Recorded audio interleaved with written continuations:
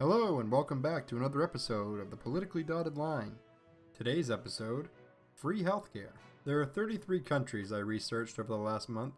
Sifting through facts, stats, and information on each one of these countries, I found a mountain of information. Now let's start by defining the three systems. Starting with single payer, also known as Medicare for All, where public agencies organize the financing for healthcare, but the delivery is mostly through private companies, hospitals, doctors, etc. Next is the two-tier system. The government provides basic health care for its citizens, and the second tier exists for those who can afford to pay for better quality or faster care. Then there's the mandate system, a system which forces employers or individuals to obtain either private or government subsidized care, with penalties for those who do not comply. So I'll start by narrowing it down in groups. I found 5 countries that offer completely free healthcare to its citizens. They are the UAE, Hong Kong, Kuwait, Bahrain, and Brunei. Unfortunately, if you're not already a citizen, you never will be. They do not offer citizenship to foreigners. Before I go any further, I'd like to tell you how I found and used the information. I researched a lot about each one of these countries, starting with gross median household income. Then I converted all the currencies to the US dollar. The data I compiled includes population, employment rate, income tax, social security, and I split that between the employee and the employer. The number I used in the video is the amount deducted from the employee. The other facts I found are minimum wage, sales tax, military spending, welfare spending, corporate taxes, gas taxes, property taxes, cost of common goods. The last things I researched was how to become a citizen of those countries. This next group is 10 countries I believe do not offer a good standard of life. You're welcome to your opinions on these, but here are the facts. All of these countries have an income tax of 50% or more. Let's start with Austria. Median household income is $32,000 per year. There's an average of 2.3 persons living in each household. So let's take your gross income. First, take off the 18% for Social Security. You're left with $26,240. Then the Austrian government wants its 55% income tax. This leaves you with $11,808 for the year. Divide that by 12, it's $984 a month. The average apartment in Austria is $740 to $850 a month. Now that is heat and electricity included, but that leaves you with $134 a month for food and other supplies. For this reason, I'm removing Austria, Belgium, Netherlands, France, Israel, Slovenia, and Japan. They all seem to fit into the exact same category. There are 3 other ones, Denmark, Sweden, and Finland, where the incomes are slightly higher, but still unrealistic for sustainable living. Of the countries remaining, I would like to take out the ones that use the healthcare mandate. They don't fit into the free healthcare debate. While more people may be insured, it only insists that everyone carry insurance, not that it's free. I will, however, leave the United States in there to match against whatever countries may be left to compare them. These countries are Luxembourg, Greece, Switzerland, South Korea, and Germany. These are all healthcare mandate countries. Now that we have knocked it down to about 12 countries left, I would like to break down the remaining 2-tier countries for you. Starting with Singapore, the average median household income is $39,000 a year. They offer 0 minimum wage. They do only have a 22% income tax, but some of the other things that come along with becoming a citizen you may disagree with. To start, you must sign up for mandatory national service for 2 years. Plus, each year, you must spend at least 40 days doing operational ready duty until the age of 50.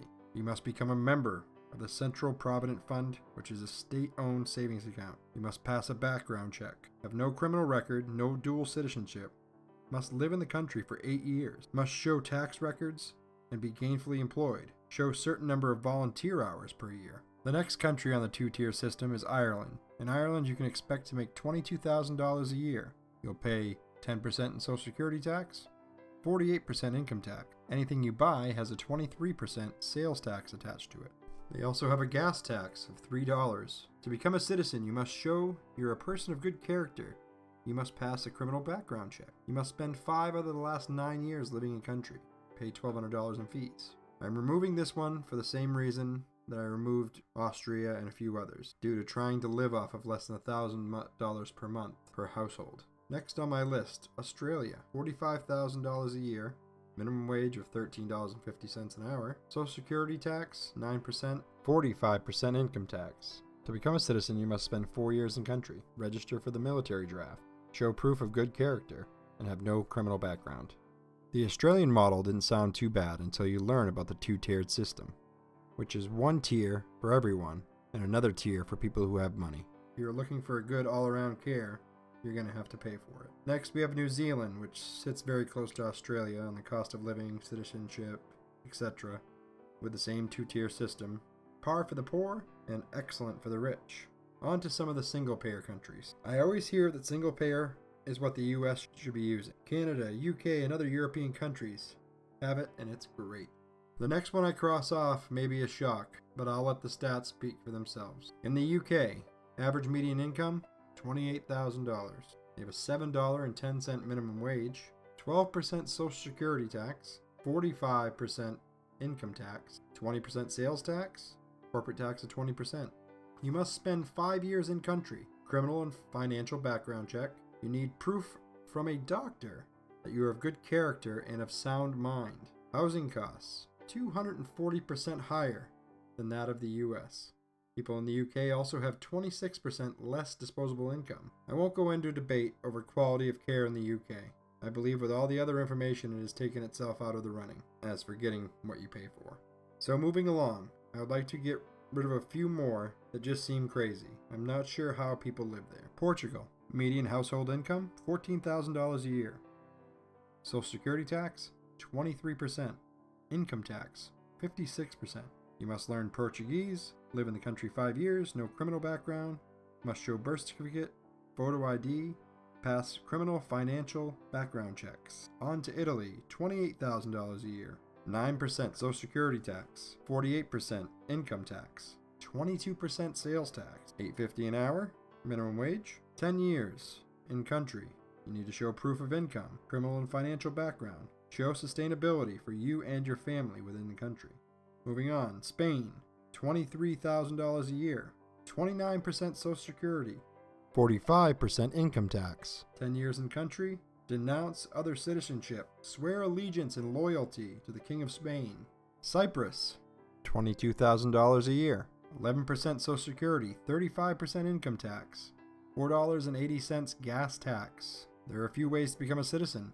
Number 1, invest $250,000 or more into the Cyprus economy. That'll grant you immediate citizenship. I guess that'll pay for your health care. The other way is 7 years in country background checks. Show proof of sustainable income. So I have 3 countries remaining out of the 33 that I decided to go through. Before we start, I'd like to show you the pros to the single-payer system from people supporting it, as well as the cons from people against it. The pros list. 62% of all bankruptcies were due to medical costs in 2011. Single-payer increases self-employment without having the worry of medical insurance costs. Business benefits. Not paying employees health insurance saves employment costs. 59% of insurance was paid by employers in 2011. Economy pros. Better healthcare will result in more productivity due to less time sick and injured. Healthcare should be a right. Single-payer cons. Long waits, red tape, increased taxes on everyone.